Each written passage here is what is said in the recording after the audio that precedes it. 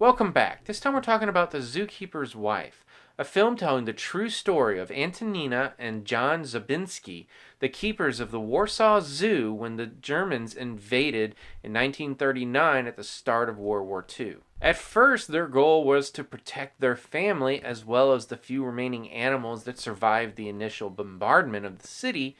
But as they see what's happening to their Jewish neighbors and friends, they risk their lives by turning their zoo into a way station to protect Jews escaping from the Warsaw Ghetto and attempting to escape from German territory. This is an incredibly powerful and moving story, both about human depravity as well as people who risk their very lives and their families' lives to do what's right when it would be so much easier to do nothing. And the fact that this is a true story only makes both elements of it that much more powerful. The film is directed by Niki Caro, who gave us 2002's The Whale Rider, and based on the book by Diane Ackerman. It stars Jessica Chastain as Antonina and Johan Heldenbergh as John.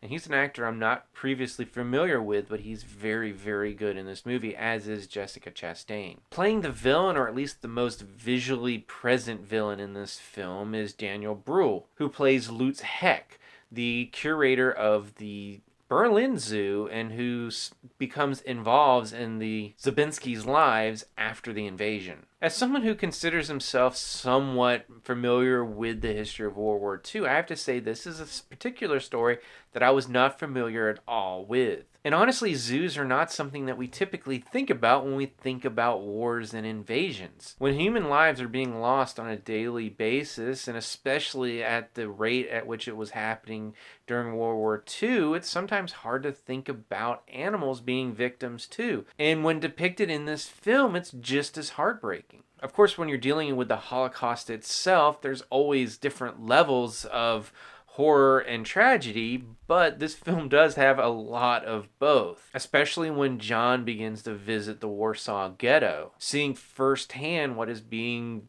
done to people who just a few short months before were his neighbors and friends. Although it's by far not an easy film to watch at times, this is a very, very well crafted movie. I would almost say beautifully crafted, if not for the depravity that we see on screen. And all of the leads give phenomenal performances. Daniel Brühl plays someone who at the beginning we know there might be something a little off by him, but he seems like a pretty normal person. So when he returns later after the invasion in uniform, what he ultimately does is that much more shocking. Because we don't really know if it's in his personality all along or if it's the power given to him that leads him to do what he ends up doing. Either way, it's horrifying, and either way, it's depicted very well through his performance as well as everything that went into this film. The story pretty much spans the entire war, so we're looking at about 6 years. And although there are some times where the time jumps feel a little off here or there, what this film does do a very good job at is keeping the tension high throughout. The Zabinskis are people who are hiding Jews in their home. If anyone finds out about this, everyone involved is going to die, including their own son, most likely. But at the same time, every day they don't do anything, people are dying all around them. I do have to say I'm surprised that this film is getting a March release. This feels like it should be an awards bait type of movie, and its late March, early April release pretty much guarantees it's not gonna get remembered come award season. Occasionally films that are released around this time, like the Grand Budapest Hotel, do get remembered, but more often than not they don't. So I am a little surprised that this film got such an early release because it really is a very strong movie. Now, one last point I do want to make, and obviously if you know anything about what this film is about, it's going to be a brutal film.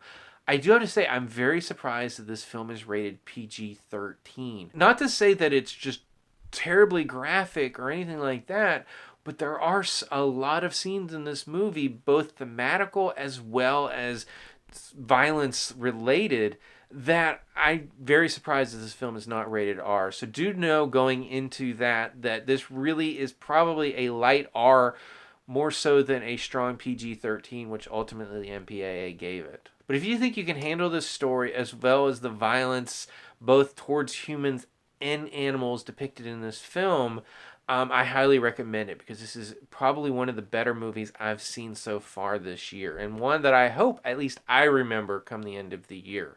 If you've seen The Zookeeper's Wife, what did you think about it? As always, you can subscribe to my channel, check out some other reviews, and until next time, I'll see you at the movies.